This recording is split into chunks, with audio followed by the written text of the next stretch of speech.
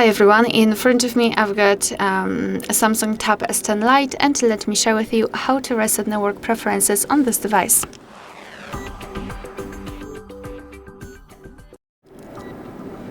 So let's start with opening the settings, and here in this left section we have to scroll down to find the general management.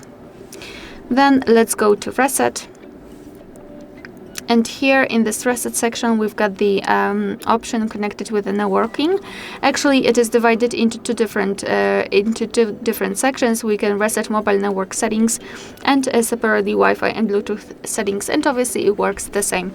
Just tap on the option and tap on reset settings. Of course, we've got the information that this operation cannot be undone, and we had the information that we just successfully reset the settings. And same with mobile network settings. Tap on reset settings. Here, as you can see, you have to confirm it with your screen lock. Of course, here you've got the information. Read it carefully. This operation cannot be undone, so be aware about that. And tap on reset, and we've got the confirmation here. Alright, so that will be all. Thank you so much for watching. Please hit the subscribe button and leave the thumbs up.